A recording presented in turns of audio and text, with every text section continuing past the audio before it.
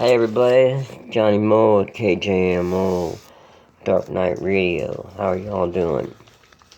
Something's on my mind about well, this is kind of an embarrassing subject, I guess, but okay. Um, I do some writing, and sometimes I gotta know a few things. Like, well, I'll put it like this: thank God I've never been to prison. Thank God, thank God, thank God. There have been many instances because of drugs in the past that I could have served quite a long time. But I was never a major uh, drug person. I mean, the most I ever dealt with, and like 4 or 5 times, I crossed the border between Mexico and the United States in Tijuana with a Mexican partner living in California. And the first time we got a quarter ounce, what do you do? The second time, other times after that, no more than an ounce. And then later, when I got older, in my early 40s, I got ounces. I had a little more money that for personal use.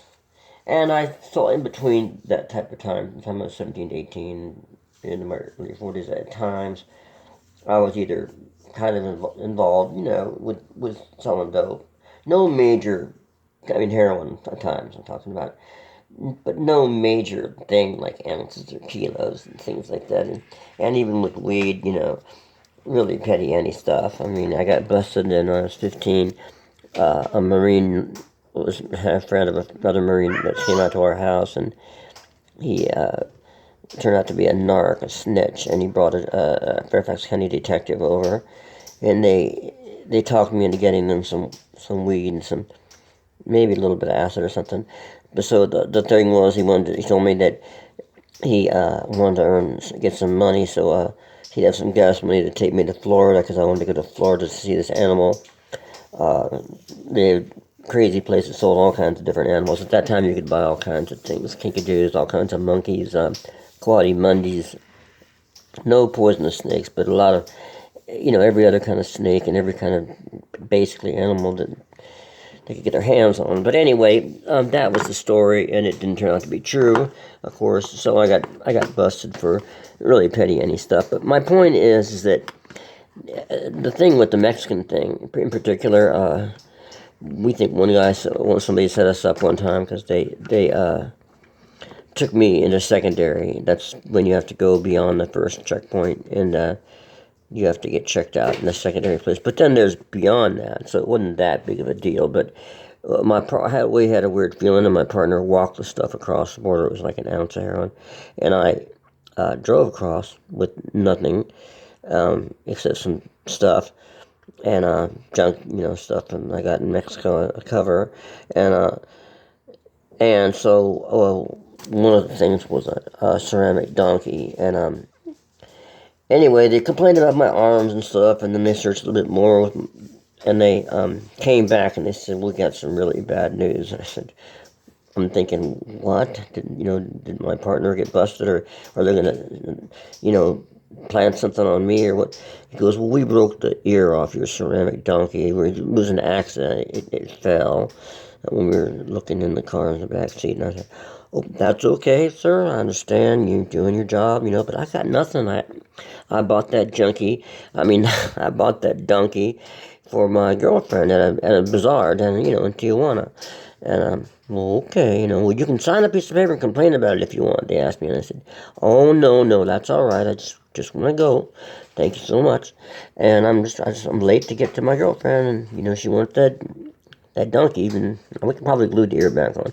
Anyway, so I get to my car, and they did open up the panel driving on the driving side door. They did bother to pull that off. I think they did it just to be mean because they didn't. They didn't do it to the other ones, and they just left it. Just opened up, like saying, "Punk, we can get you whenever we want." But anyway, so then I drove off, and I met my partner at I guess it was at the Jack in the Box. There's a bunch of fast food places before you get to the border, right off that I-5. And so I picked up Sergio, and I said, yeah, they told him what had happened, and he said that he thought that he heard somebody, and somebody was saying something about, well, you got the guy in the car or something, and or whatever, I don't know, something weird. But we just figured, okay, we're lucky. And I said, well, I did say that, that I understand you're doing your job. He goes, you shouldn't say anything to those people. Well, okay. But I always just tell Sergio, I said, it didn't scare me. It doesn't scare me to bring the stuff across the border. What scares me is that you forget your green card and we get stuck, because you can't get back across. And he'd always give me a hard time about that. That was about the extent of my big time dealing. So the point is that I wasn't hardly anything. My problem was I liked the stuff. And I liked it a lot for many years, whenever I could get a hold of it. And I got really addicted in Holland and some years, and when I had the money, and I had a little extra money because my mom had married somebody with some money, and she helped me out off and on, and a lot on, really, and because she had, I don't know, just helping me do what I do. But now it's not there. Of course, they're all passed away now. But the thing is that that money I had, I felt a little weird about it, and at the same time, I did like the dope, and when pressures would happen, I would turn to that, even if I was in a steady relationship with somebody, I would turn to that. And in fact, that I've only been in a couple serious relationships, and other than that, it's just been, when you're traveling and touring, it's hard to meet somebody in a steady way because you're really not in your own town that much. But anyway, so what I'm trying to get at is that these prison shows they have online. Sometimes I wrote a play once about I got on death row that I met through Sister Helen Prejean, who she got kind of famous in the movie or the book that she wrote first, Dead Man Walking, and then they turned it into a movie, Dead Man Walking, with Susan Sarandon and Sean Penn, and I forgot who Sarandon's husband directed it. But anyway, the thing is that I had gone to see her at a symposium against the death penalty, or about the death penalty in New Orleans. The day before, RL and I were supposed to go on a Midwest tour and over to Europe, and a friend of mine had put the thing on, so there was Sister Helen and a DA, district attorney, and a defense attorney. So they all pretty much fried this district attorney because, the death penalty had just started to become, well, for several years again, it started to be active in Louisiana. And anyway, I signed some papers. I was in kind of another world because we had to leave for that next day. But the train wasn't leaving until night. We had to take the train up to, I think it was near St. Louis. Well, anyway, from New Orleans, it left at night, so we had the day there, and she called me, Helen Prejean called me. She was just going down her list of people that signed this thing. And she asked me, she said, I hope you can get involved with helping us, get rid of this horrible thing. And I was against death penalty. I am against death penalty, but I, at the same time, a hard time when these people that kill people, no matter how mentally disturbed they are, and if they're that mentally disturbed and they get a hold of them, honestly, they need to be put somewhere and not bother the rest of us. Because whether it's their fault, technically or not, they're dangerous as hell. And but people that get caught up in an emotional shooting and still get the death penalty or something, some killing that's just a one-off thing or whatever, that's kind of a different situation. But anyway, in my opinion. But the point is that even, well, I guess what I'm trying to say is that we make decisions when we're young that a lot of times, we look at later on and we think, how did we do that? Like, I would never run across. In fact, some years later, I talked to Sergio. We went over to Tijuana, my partner Sergio, over to Mexico for lunch. Down in Mexico for lunch when I was visiting him some years later, like I think it was 7 years later after we had done our little expeditions down there. And So anyway, I we're there and in line to get back to the States, and he goes, "What would you do if somebody came up to us now and said, 'Would you take this across the border and I'll give you $1,000?'" And I said, "No, I wouldn't do it." And I wasn't that old. I was 26, but I was 19 when I was doing it before. And the thing is that there's a big difference between 19 and 26. And I'm saying that in these prison shows, they talk about things like, people are really scared about getting raped and in prison. And I know that I was thinking about it. And, you know, at the time. But in fact, when I was 18, I went to a drug meeting with a friend of mine that was he normally went there because it was part of his sentencing thing. He had to go to this drug meeting, and I went over there to pick him up. It was very strange. I went over to, I was driving over to get to this place called the Prelude House, and as I crested a hill, the Rolling Stones song "Monkey Man" came on. And Monkey Man is about an addict, So I thought that's really weird.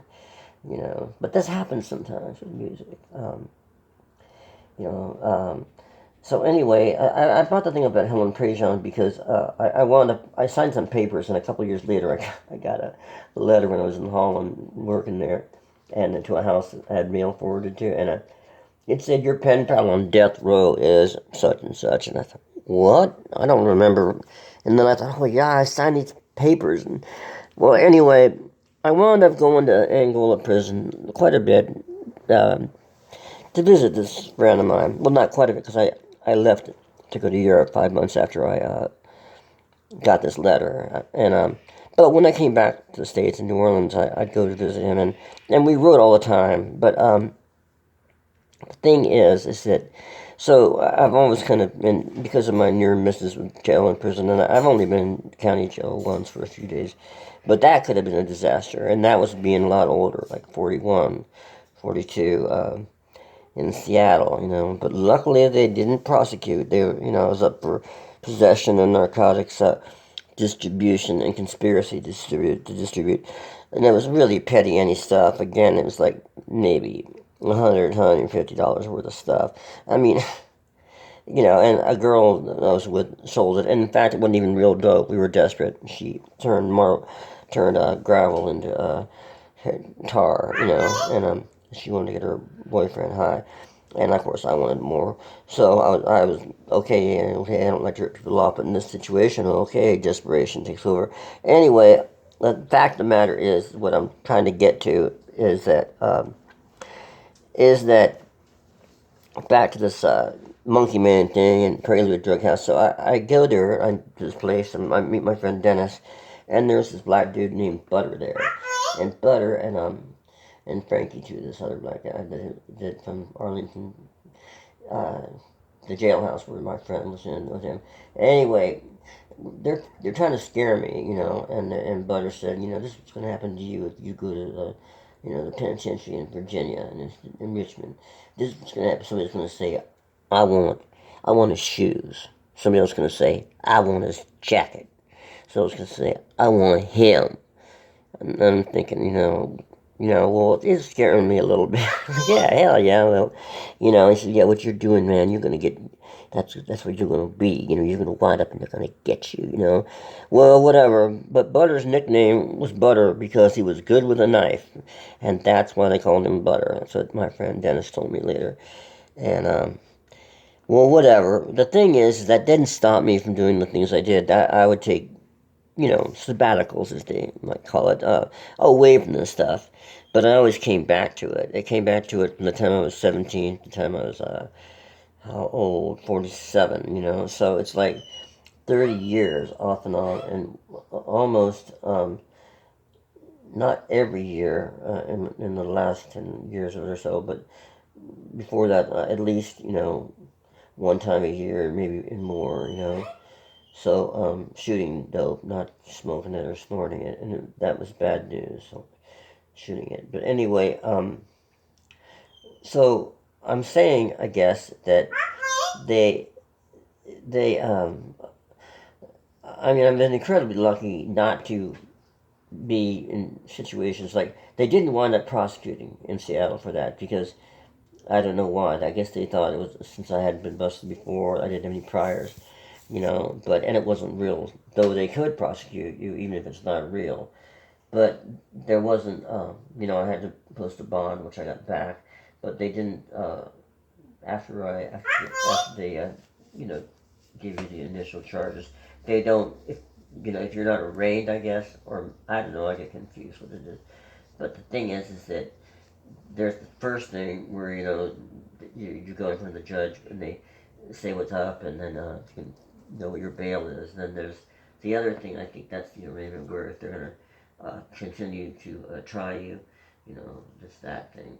But the thing is that I as an addict, I just, well, no matter how old I was, I didn't make the right decisions. And people can say, well, that's your choice because you started to do this stuff, you put this stuff in your body and, you were miserable addict now and you have to take the consequences.